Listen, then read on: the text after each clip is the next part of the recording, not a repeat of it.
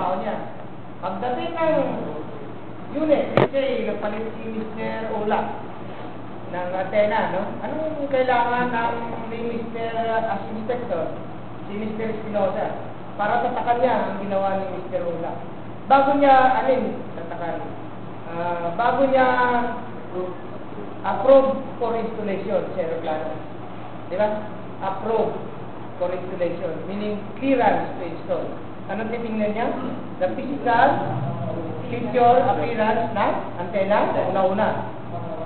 Material for installation, pangalawa. Kung may mga papeles yung mga ano natin? Gasket, bolts, nut. Kung nandun sa katalog ng installation. Ang antena naman, titingnan niya yung sinasabi ni Rudy kanina. APSO, my female, certificate, no? Galing sa manufacturer. Okay, yun. Tatakan niya na ngayon, clearance to install. Pag-install ni Mr. Ola, titingnan niya naman kung tamaan. Bago mo pala i-close up yung antena, pakita mo ulit sa kanya.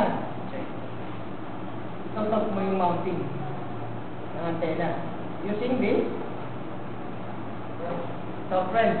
No? Yes. Alam niyo ba magamit ng soft wrench? Next time kasi mayroon tayong subject, di ba? Yung basic tools. Yan. Tuturuan ko kayo kung paano magbasa ng. Pag hindi kayo marunong, ipapakain mo kayo ng soft wrench.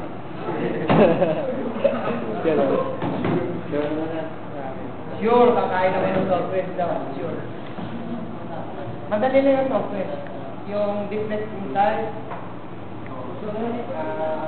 Lagatok, yung ginagamit dati. Ano yung lagatok? Iniikot. Lagatok. Lagatok. Gano'n lang itong pwesa nito. Ay, itong mataas na laking mama. Parang lagatok niya, iba yung top. Kaysa sa mga payat, di ba? Lagatok ang tawag doon. Wala nang software. Lagatok. Lumalagatok, di ba? Lumalagatok. Lagatok ang tawag natin dyan. Hindi makakapasa sa inspection. So, nag-talk si Mr. Ola. Nag-talk niya, nilagyan niya na witness mo, firmahan mo yung talk. Tataka na naman. Tawagin mo naman siya, tatakpa. Clearance to install the panel.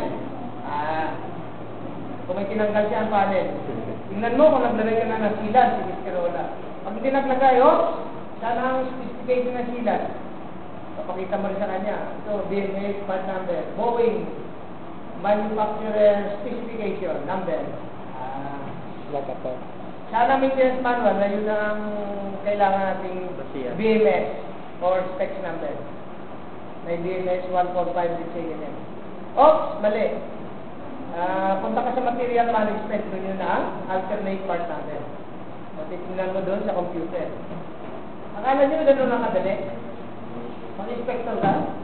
Pag hindi ka ganyan ka-igid, no?